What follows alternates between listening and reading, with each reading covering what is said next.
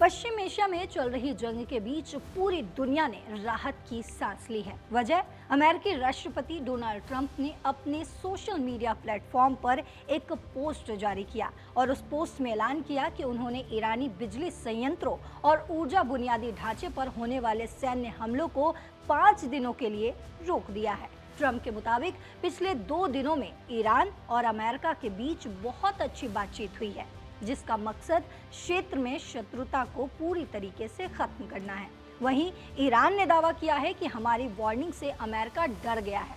ऐसे में बड़ा सवाल ये है कि अमेरिकी राष्ट्रपति डोनाल्ड ट्रंप इजराइल के प्रधानमंत्री बेंजामिन नेतन्याहू और ईरान के बीच किस शख्स ने मध्यस्थता करवाई है, क्योंकि अफगानिस्तान की राजधानी काबुल में स्थित ईरानी दूतावास और वहां के सरकारी टेलीविजन ने इस युद्ध विराम को लेकर एक बड़ा दावा पेश किया है।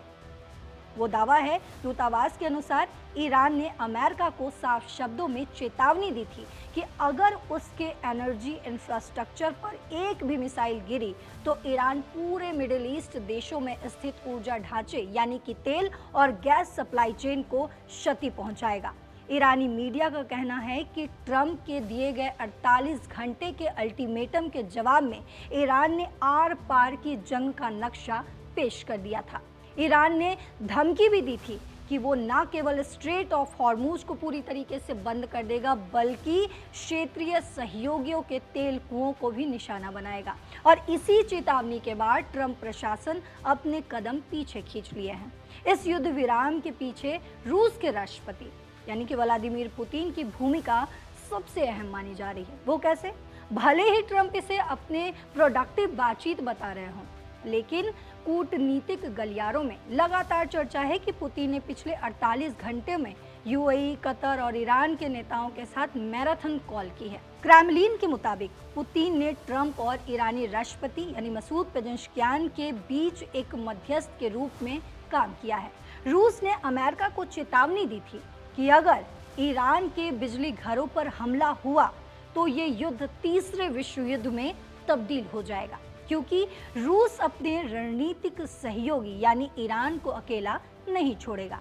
पुतिन ने ईरान को बातचीत की मेज पर आने के लिए मनाया और ट्रंप को आश्वासन दिया कि ईरान हॉर्मूज के रास्ते को खोलने पर विचार कर सकता है। इस बीच एक सवाल और है कि आखिर युद्ध रुकवाने में किन किन देशों का हाथ है। तो आपको बता दें कि युद्ध रुकवाने में कई देशों का नाम लिया जा रहा है, जिसमें सबसे पहला है रूस।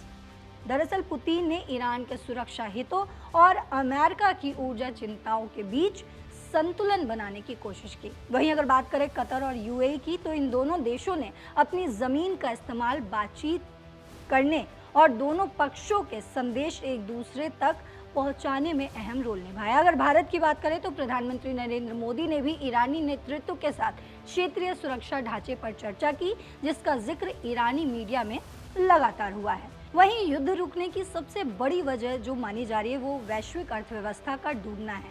जैसे ही ट्रंप ने ईरान के तेल क्षेत्रों पर हमले की धमकी दी, ब्रेंट क्रूड ऑयल की कीमतें $112 प्रति बैरल के पार हो गई।